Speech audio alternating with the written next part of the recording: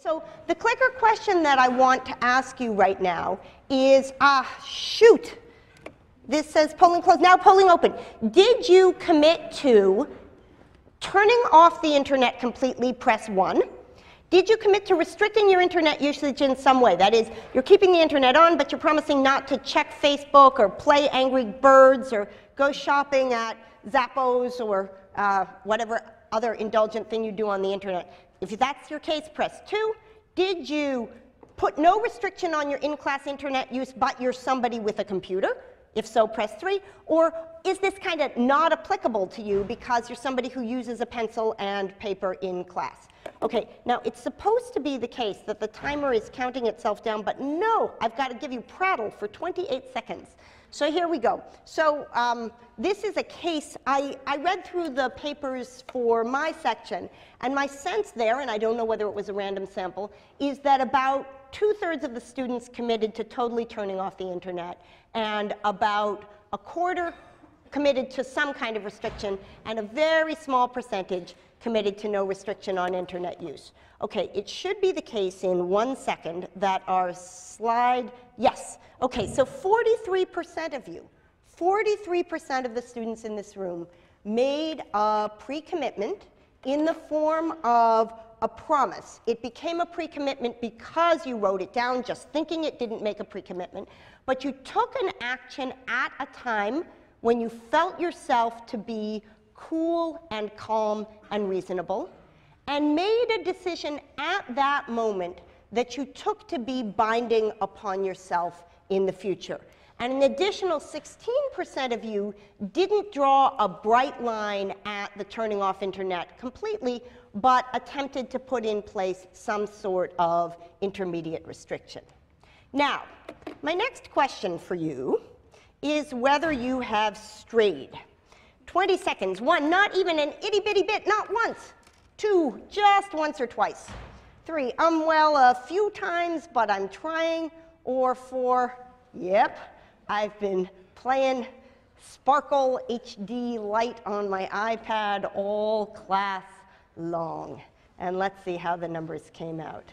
Okay, so we should get, that didn't show up automatically. Aha, so 56% of you, excellent, 56% of you have not strayed at all. But notice that half of you have found yourselves unable to carry through with a commitment that you made and that you provided some enforcement for, in the sense that you internalized in your conscience the idea that you had made a commitment. It turns out that for many people, simply making a commitment in their mind is insufficient for them to stay in the not even an itty-bitty bit category. For those people who end up here or even here, it turns out that putting some sort of external constraints in place are useful. So the New York Times had a piece last week about something called phone condoms, whose slogan is zip it, lock it, keep it in your pocket. And the idea is that you take your cell phone and you put it in this little Ziploc bag, and while you're driving, you are unable to gain access to it. One of the students in this class, and you'll have access to this on the slide, emailed me a link to a computer program which is basically a computer condom, a zip it, lock it, keep it in your pocket for internet access. It turns off access to the internet for a given period of time. But for those of you who feel like you want some sort of external reinforcement, but you're not prepared to make use of the internet lockup, I thought I'd provide something which would help you stick to your commitment by making use of 2 things that we learned about last week. One is that when there are eyes in front of you, you feel the gaze of the world upon you.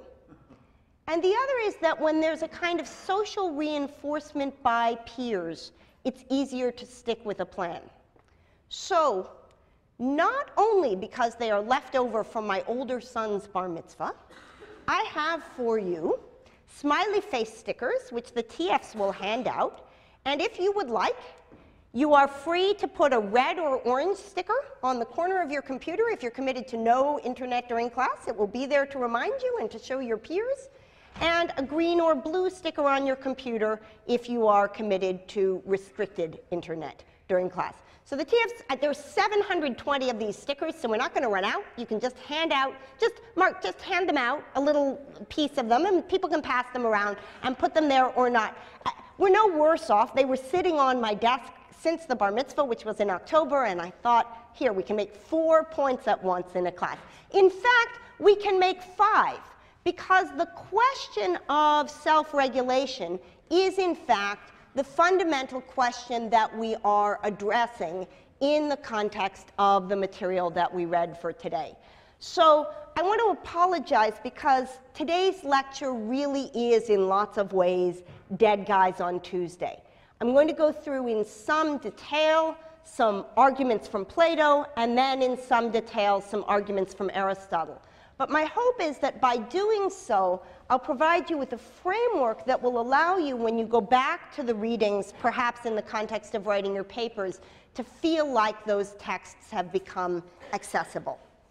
So famously, as you recall, Plato had suggested that our soul can be understood as having 3 parts. That we have a rational part, which he represents sometimes as a human being, sometimes as a charioteer. That we have what he calls the spirited part, which he represents sometimes as a cooperative horse, sometimes as a lion.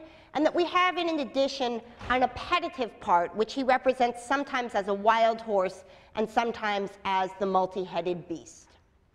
Plato's suggestion is that a certain kind of happiness is available to us if we get these parts into line. He writes, one is just, who does not allow the various parts within him to meddle with each other. He regulates well what is his own and rules himself, puts himself into order, and harmonizes the 3 parts of himself like 3 limiting notes on a musical scale, and from having been many things, from having been, as you are, pulled in 2 directions. Pulled in the direction of keeping the internet off, and pulled in the direction of checking your Facebook page. Pulled in the direction of going to the library and doing your homework, and pulled in the direction of hanging out in your suite and talking to your suite mate. From having been many things, pulled in the direction of what reason tells you to do, and pulled in the direction of what spirit or appetite tells you to do, you become entirely one, moderate and harmonious. So the Platonic ideal of the well-structured soul is one regulated by reason, in which spirit and appetite are subjected to reason's mandates. Now, what I want to give you now is basically a 30-second, well, 5-minute overview of the plot of Plato's Republic in books sort of 2, 3, 4, 9. Okay, so the story goes as follows. Plato's trying to tell us what the human soul is like, and in honor of the weather will represent the human being like this. And he points out, as I've just noted, that the human soul has 3 parts. It's got a rational part, it's got a spirited part, and it's got a part that is full of appetites, appetitive. And you can see the human being, the lion, and the multi-headed beast in Plato's famous image there. But in order to understand what is good for the human being, Socrates suggests at the end of the discussion in Book 2, which we read for last class, that the best way to understand what it is that's good for the tripartite human being is to think about what would be good for a city that is structured in the same way. What societal structures can help us understand things about the internal structures of human beings? So he proposes the famous city-state analogy, whereby, corresponding to the part of the soul that he calls appetite, are citizens of the city that he calls workers, or people who do the day-to-day work of the city and who take their joy and pleasure from the pleasures of the body and of the appetites. There are soldiers, those who defend the city and serve as its defenders in military contexts who are motivated by honor. And there are, in addition, philosophers or guardians, those who live the life of the mind. And you'll notice who gets to end up at the top in this story. So the idea is that in order to understand the 4 cardinal Greek virtues in the context of the individual, we will be helped by thinking about where those virtues can be found in the city. And we can then map what it is that we've learned from looking at the problem writ large in the context of society. We can map that onto what would be the case in the context of the problem writ small, the individual. So Plato's Socrates points out that there are 4 cardinal virtues, and you know these from your reading. The first of these is wisdom. And the wisdom of the city and of the individual is to be found in its rational part. Okay, those should be, yeah. All right. There is courage, and the courage of a city or of an individual is to be found in its spirited part. All right, they're dancing. And then there are 2 virtues, the distinction between which is important in some contexts but not for ours. And those are the virtues of moderation and justice. And the suggestion here is that just as a city is moderate and just when the relations among the people in it are proper, so too is an individual moderate or just when the relations among its parts are appropriate and proper. That is, moderation and justice involve a certain kind of harmony among the parts. So that's the Platonic picture, and it turns out that this is Plato's answer in the voice of Socrates, to the challenge that Glaucon posed to us at the middle of Book 2. You remember that we were given, at the beginning of Book 2, a 3-way distinction among goods. We were told that there are things that are valuable intrinsically, in themselves. There are things that are valuable instrumentally, for the goods that they provide beyond themselves. Those are things like money, which have no intrinsic value, but which have instrumental worth. And that there are things that are valuable both intrinsically and instrumentally. And you'll recall that Glaucon's argument, first with the claim that when we talk about justice, we make claims for its benefits in terms of the goods that it provides in reputation.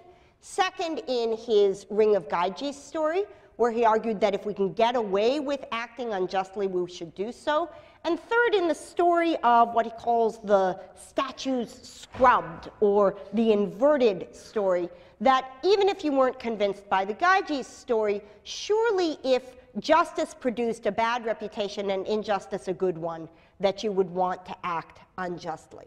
So those 3 arguments are Glaucon's arguments in favor of justice being something with only instrumental value.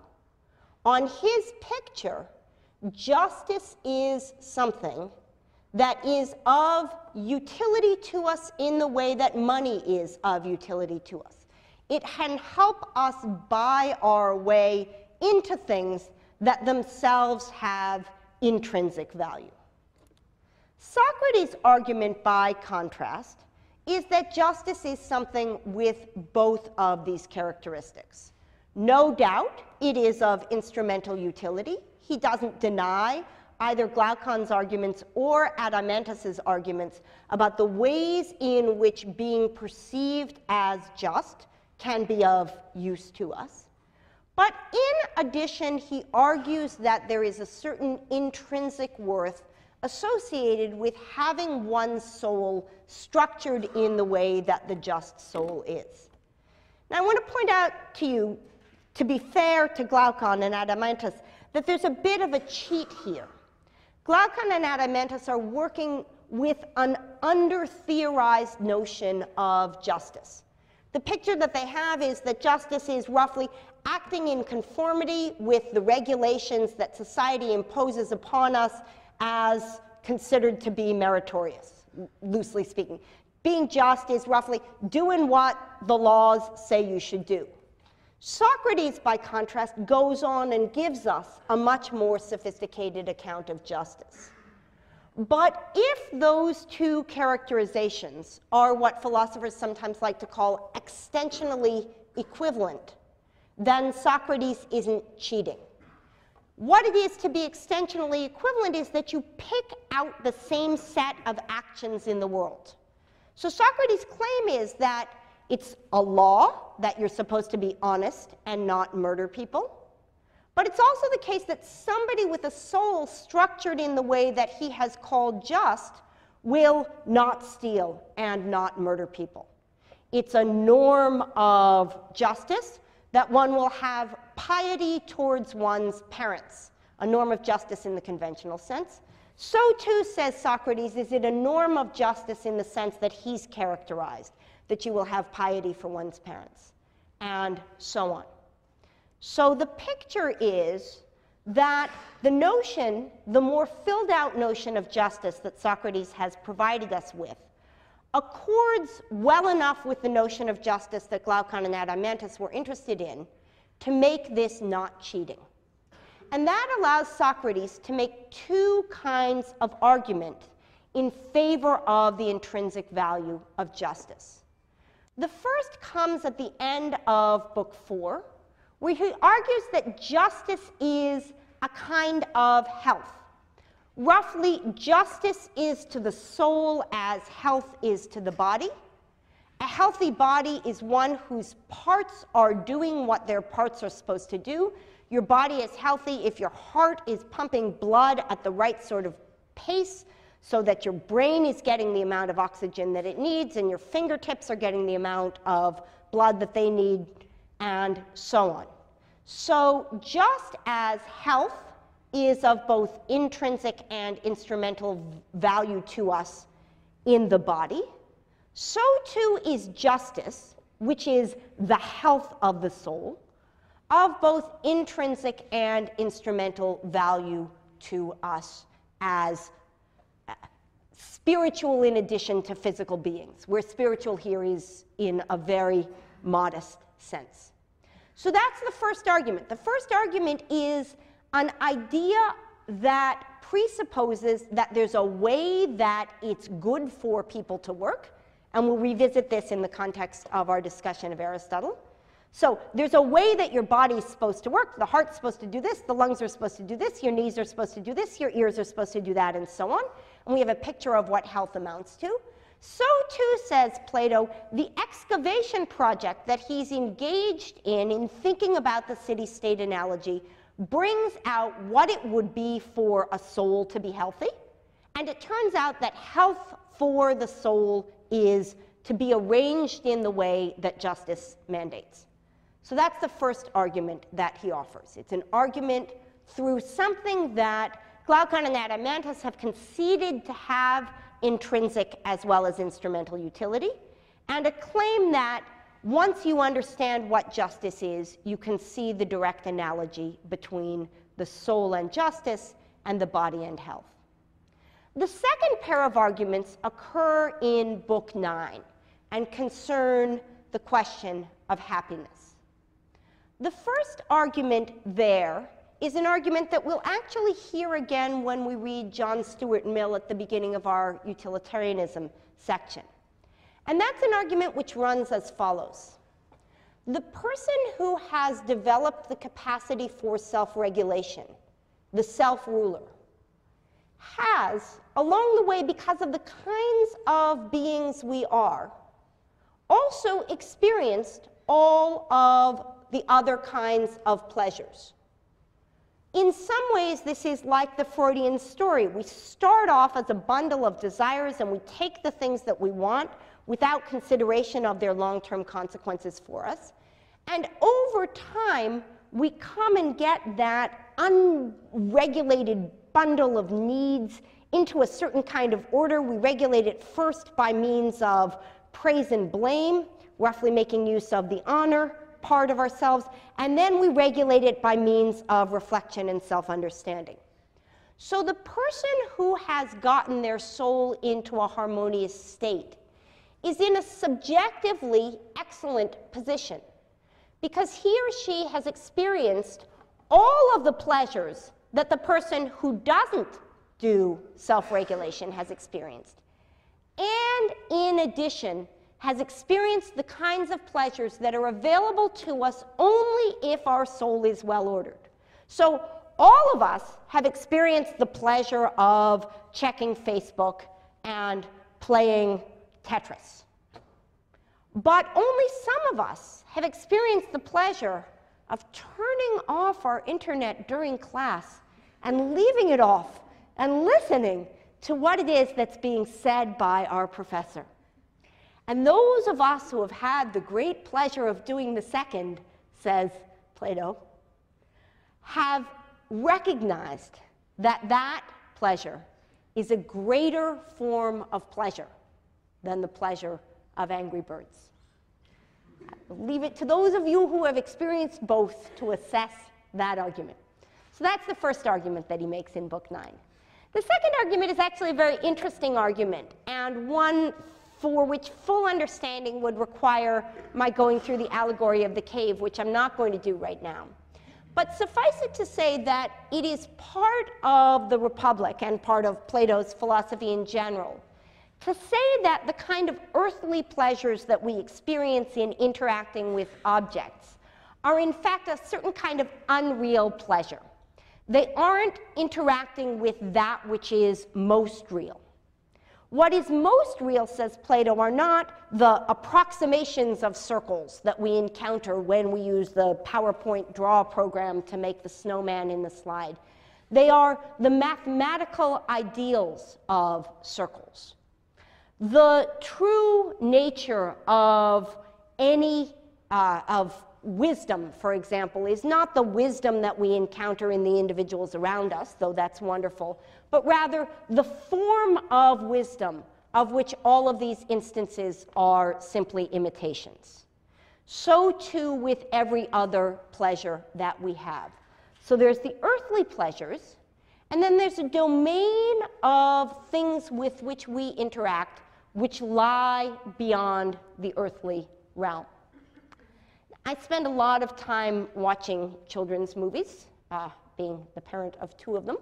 And among the movies that I've seen recently with my younger child is Narnia.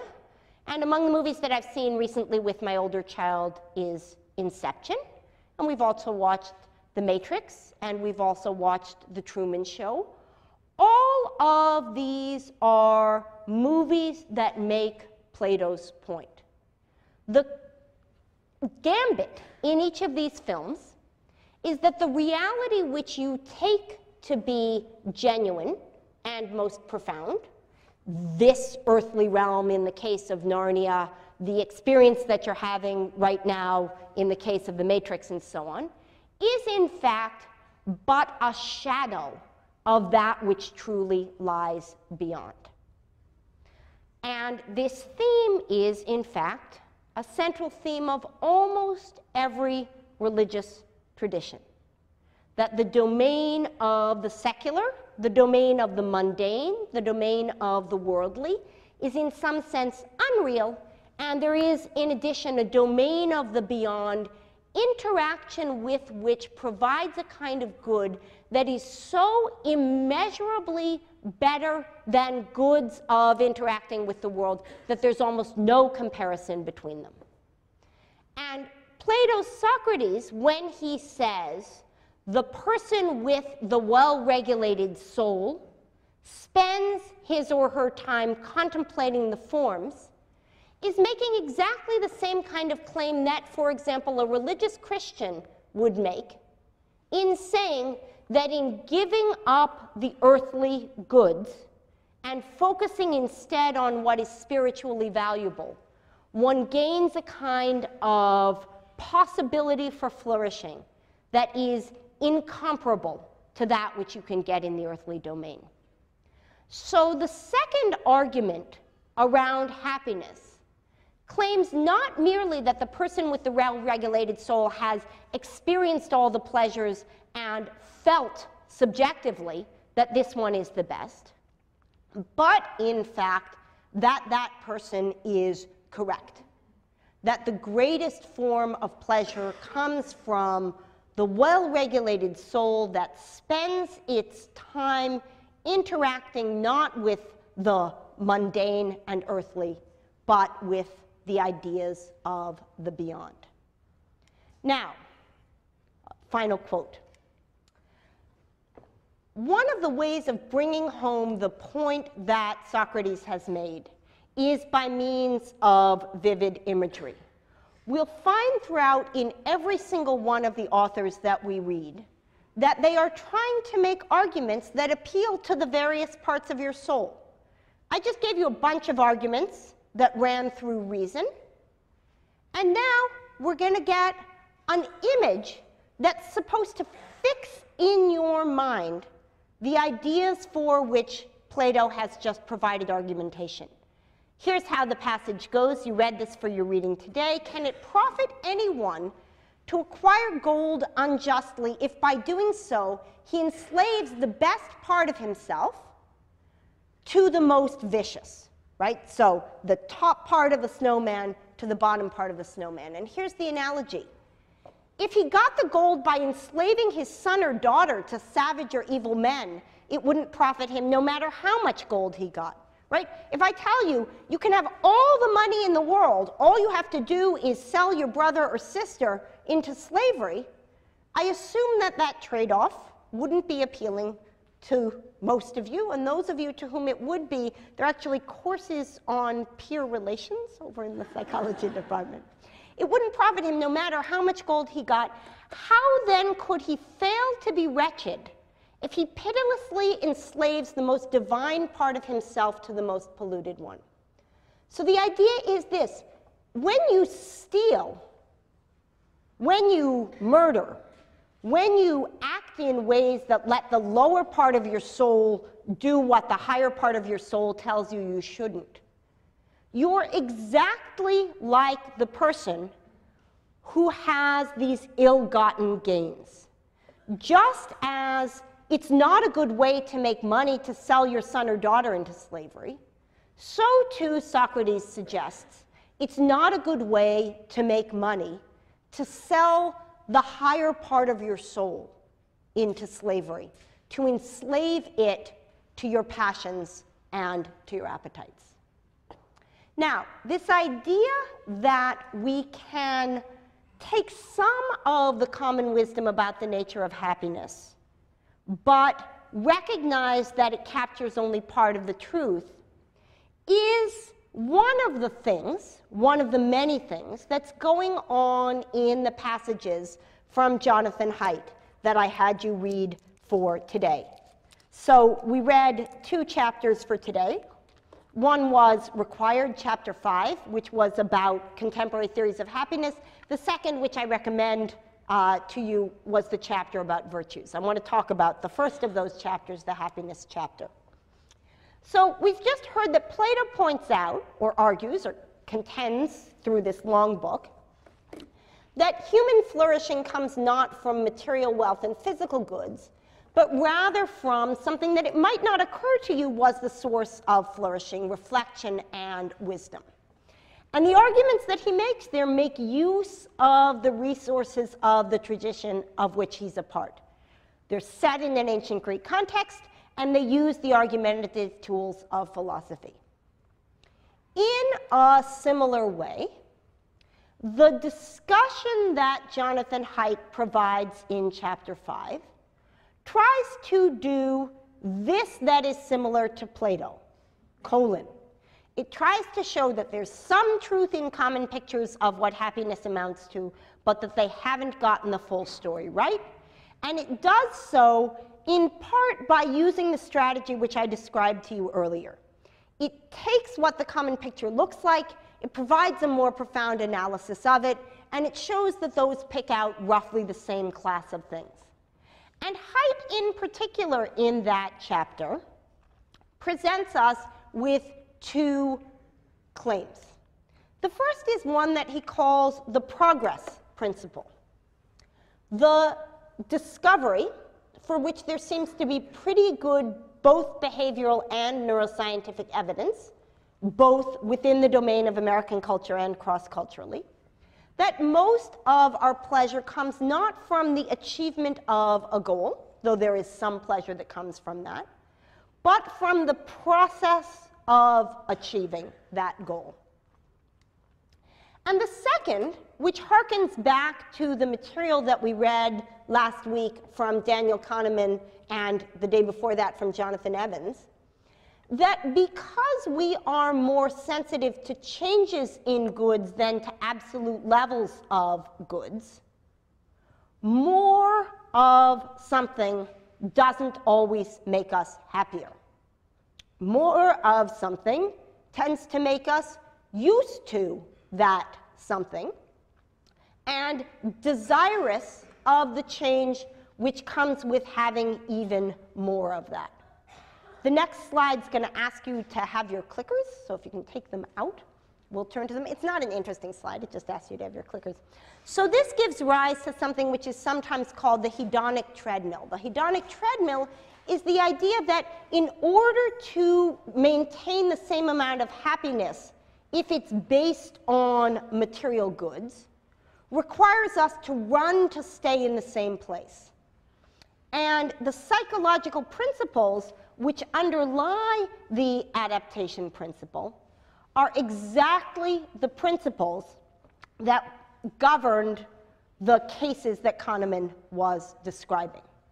That we are, as he showed in the visual system, enormously sensitive to contrasts and extremely bad at absolute judgments. And we'll come back to that principle when we read the Cass-Sunstein paper in the section in ethics. Okay, so my question, polling is open, is are you ready to move on? Press 1 if yes, I can't wait for Aristotle. Press 2 if no, you have a question about Plato or Haidt. Okay, so this is just to like re-engage you in case you zoned out, because I've been jabbering and the clickers are supposed to keep you talking. Okay, we have, oh shoot, this clock was supposed to start automatically. We already have 118 of you. Okay, so if you are somebody, can we jump this or not? No, oh, that was worse. Okay, I'm not going to touch this. So if you are somebody who was in category 2 and you have a question about Plato or Haidt that you would like to ask now, please do it before we discover how rare a being you are, or perhaps how common. All right. No questions? Question. You don't really understand extensional equivalence. Yes. Okay. So that is a philosopher's term. Let's see how rare you are, and then I'll, okay, so though you are in the 9%, I will nonetheless answer your question for you. So two characterizations are extensionally equivalent if they pick out the same set of things in the world.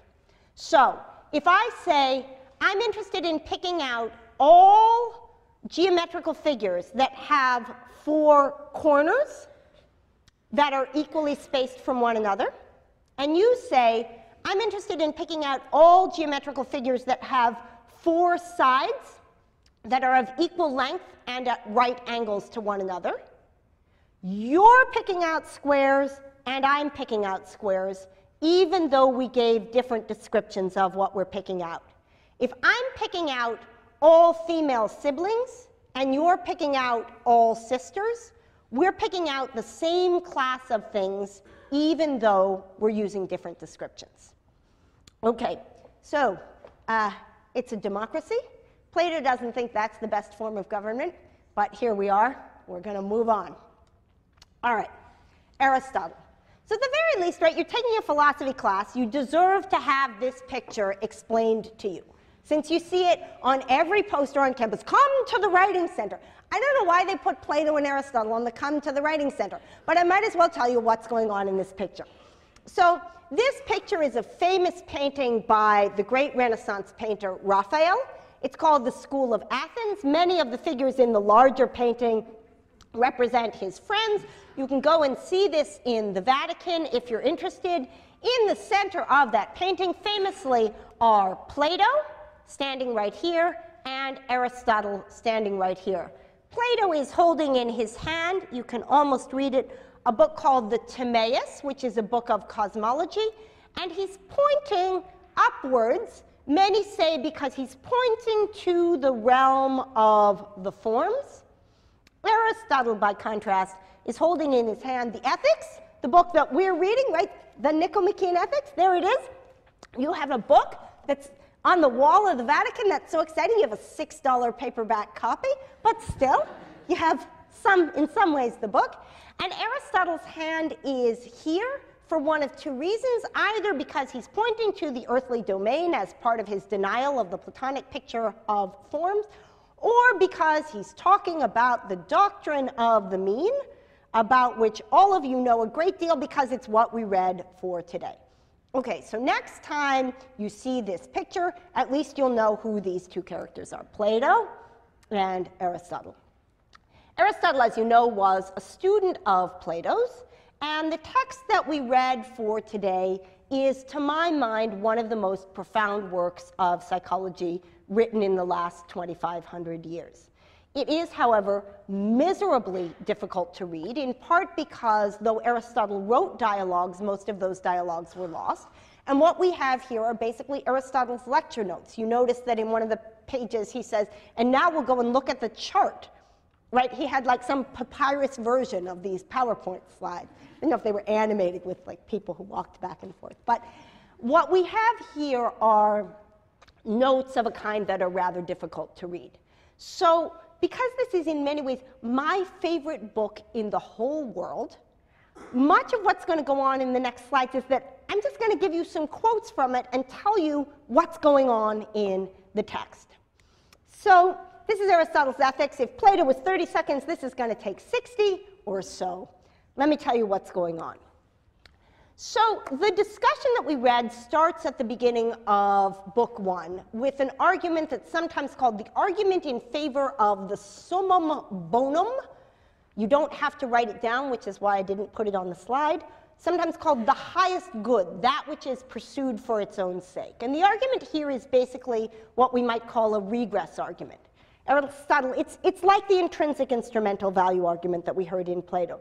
The idea is that every good, that is, everything that you seek, is pursued either for itself or for the sake of something else. And if it's pursued for the sake of something else, it must bottom out or top up, summum bonum, the highest good. It must top up in something. And so the inquiry that we engage in when we do what Aristotle calls political science, which is not political science like in the poli-sci department, it's political science in the sense of the study of human beings as political, that is, social animals. So the study of ourselves as socially embedded creatures is the study of what is the highest good for the human. And the highest good for the human being, says Aristotle, is both in the minds of the common man, that is, both in sort of what you would read in the equivalent of the mass media in ancient Greek, and in the mind of the educated, what was called eudaimonia, or flourishing, sometimes translated as happiness. That's what everybody is going for. So that's the beginning of the passages that we read from Book 1. There's the question, what's the thing that everybody's after? And the answer is, everybody's after the same thing. They're after happiness, flourishing, eudaimonia. So the next question is this, what sort of happiness? What is it that we mean when we set out to seek happiness? And here Aristotle runs through this inventory of answers that have been provided. And you'll notice, good student that he is of Plato's, that the taxonomy here is going to look pretty familiar. Is it the pleasures of gratification? That is the pleasures that Plato would call the pleasures of appetite? No, says Aristotle, and he gives some reasons for that. Is it the pleasures of honor? What Plato would call the pleasures of spirit? No, says Aristotle, and he gives some reasons for it. Is it then the pleasures of reflection, the things which come from reason? Yes, says Aristotle. And now he goes on to give some reasons for it, but the reasons that he gives for it look different from the reasons that Plato gave, because Aristotle rejects Plato's idea of the forms. Aristotle's not looking to a domain beyond to defend his view. He's looking to a domain within to defend his view. It's 11:17. I'm going to do one more slide, and then we'll finish up with Aristotle next lecture. So the question is, if you can't turn to the forms as your justification for reason, remember Plato had this explanation, why is reason so good? It lets you connect to a domain beyond yourselves. Aristotle can't give that answer. What then makes reason so good? Well, here's the argument. Every object in the world, he says, has a function. The function of a knife is to cut well. The function of a paperweight is to hold down papers. The function of a laser pointer is to direct attention towards a slide, and so on. And a good one of those things is one which does its function well.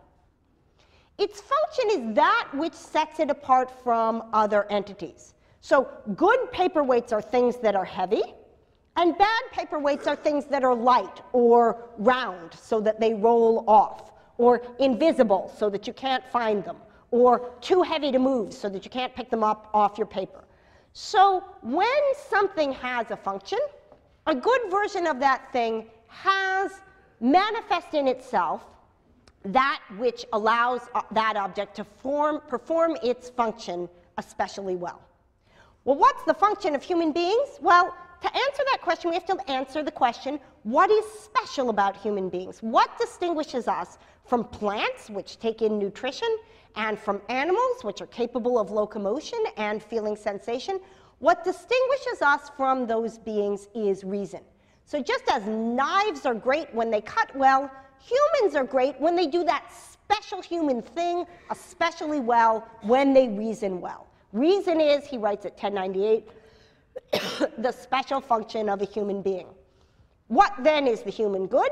Well, the good for a knife is to be most manifestly knife-like, right? I mean, all those magic swords that you get in plays and movies and books, what makes them good swords? That they're especially able to slay your enemies, right? That's why the swords are good swords. So what makes you the sword of Lancelot of human beings?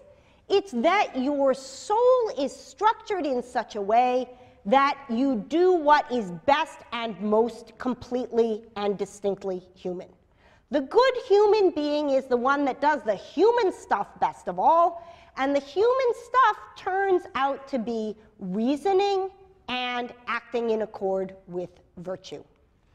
So the question that we'll turn to at the beginning of next lecture, and you're all in a position to read the punchline, in fact you should have read the punchline for today, is what does the virtue look like that makes us distinctly and most excellently human, and how is it cultivated? So for Thursday, we are reading 3 really fantastic things. We are reading selections from the Iliad, and I've given you 2 choices of ways to do that. Please look at the reading guide. You can either read all of book 1, or you can look at the context of each of the passages that Jonathan Shay gives us, and I've given you instructions how to do that.